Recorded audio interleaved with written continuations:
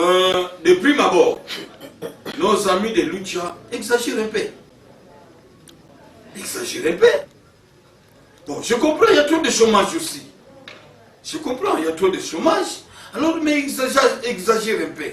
Nous sommes, demain, nous devons marcher parce qu'il y a un problème à Manguina. Demain, nous devons marcher parce qu'il y a un problème à Luboué. Le lendemain, nous devons marcher parce qu'à Mangourji, puis c'est quoi finalement? Donc vous n'avez rien à faire qu'à marcher. Nous devons aller déposer un mémo auprès de M. le maire. Mais moi, je crois qu'il fallait aller déposer les mémos à Manguina, auprès des commissaires, je ne sais pas, là-bas, s'il y a... C'est un territoire, je crois. Territoire de Manguina ou... Non, c'est pas un territoire. C'est juste une commune rurale.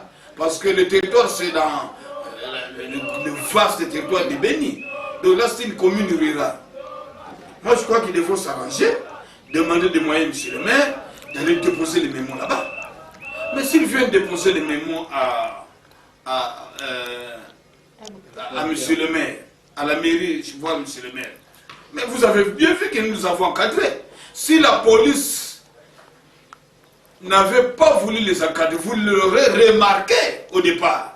Nous les avons encadrés jusqu'à la mairie. Arrivé à la mairie, chers amis, mais le maire adjoint venait d'avoir un incident chez lui la veille. Il y avait un militaire qui était décédé. Et je crois qu'il était quand même à la maison en train de méditer. Et donc il n'est pas là. Le maire titulaire, il vient de partir à Goma. Et donc quand on vous explique ça, vous dites que vous êtes intellectuel, vous êtes des licenciés, des gradués, mais vous avez des difficultés à retenir les choses ou à comprendre. C'est pourquoi j'ouvre une parenthèse pour dire que les institutions doivent être vraiment sérieuses. Il y a des gens qui terminent les licences après avoir triché. Donc il n'a rien compris. Parce que moi, ça m'énerve quand je suis en face d'un licencié et qui te tient un raisonnement qui ne serait pas compris par ma vieille grammaire au village. On leur explique que les deux grandes autorités ne sont pas disponibles. On fait sortir un chef de bureau qui peut recevoir leurs mémos. Non, c'est un problème. Il commence à injurer l'autorité locale, l'autorité de la ville. Mais même si c'est la démocratie que nous appliquons d'une façon, je ne sais pas quel mot que je peux utiliser. Parce que cette démocratie, franchement, nous ne l'appliquons pas comme telle, comme il se doit. Malheureusement, les amis des droits de l'homme aiment ça. Bon, dommage. Alors, ils ont commencé à injurer. Et c'est dans ces injures qu'on va découvrir qu'ils ont de très mauvaises intentions. Parce qu'ils ont commencé même à jeter des coups de pierre, des pierres vers le bâtiment. Vous savez, nous avons des vitres. Si ça se casse aujourd'hui, vous êtes sûr que des mois après-demain, on va remettre. Qui va remettre ça? Mais nous vivons... Attends. Ne vivons pas dans le nuage, dans les clouds. Vivons avec pied sur terre. Vous cassez les vitres de ces grands bâtiments. Vous êtes sûr que demain, il y a quelqu'un qui va les remettre rapidement. Et il y a même des gens qui ont prononcé, nous allons faire comme nous avons fait à la mairie de Béni. Ah, mes amis, mais ça c'était devenu terrible. Mais malheureusement, les policiers qui étaient énervés ne devront pas l'être.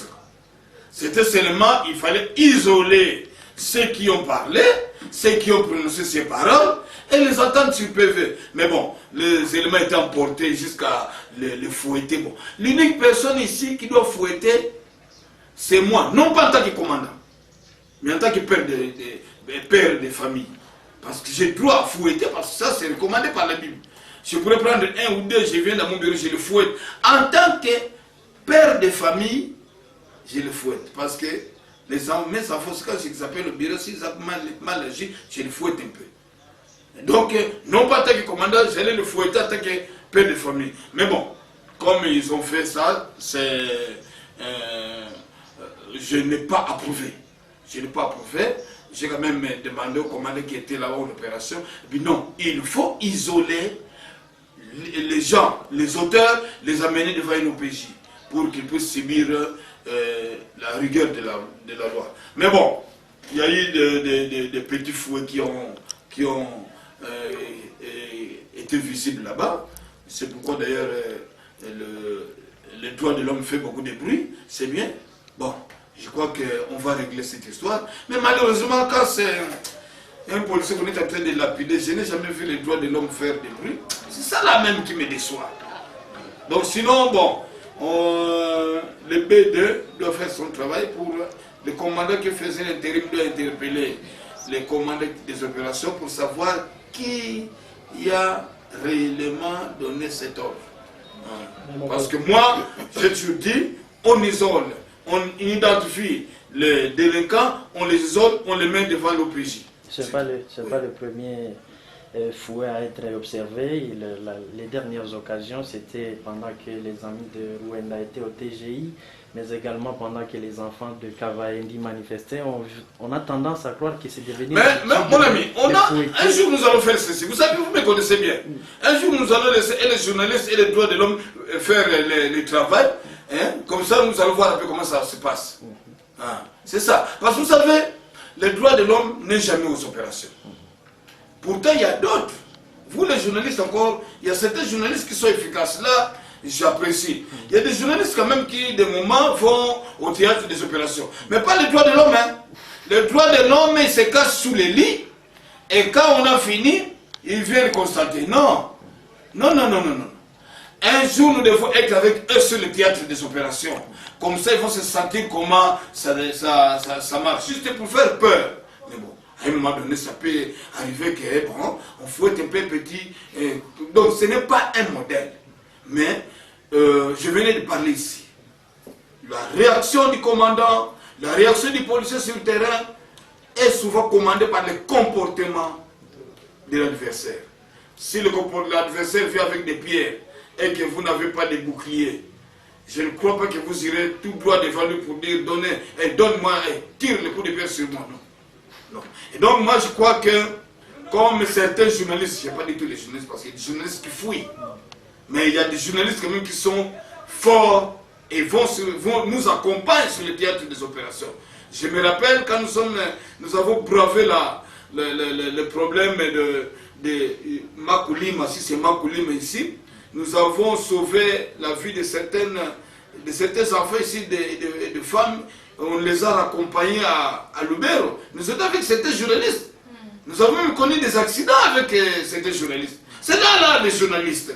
Il ne faut pas aller se cacher sous les lits et après venir constater. Et puis commencer à écrire des longs français. Non. Donc, je peux dire que ce n'est pas une habitude. Mais le comportement de l'adversaire conduit le comportement de l'homme sur le terrain. Parce que c'est un principe. Éviter de tirer des coups de feu.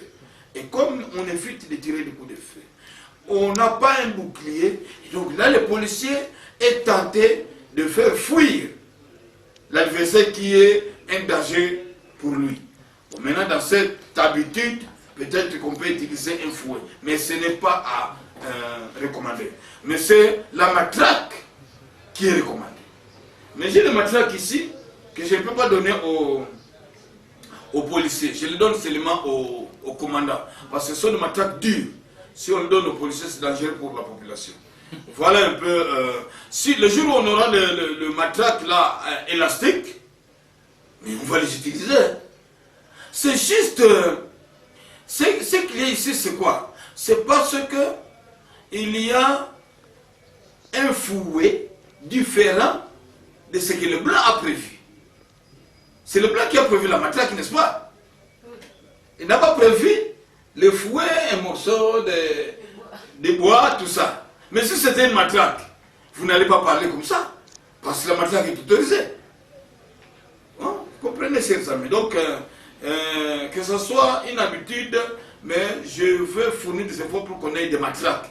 Parce que si ce sont des matraques, je ne sais pas ce que vous allez dire. Hein.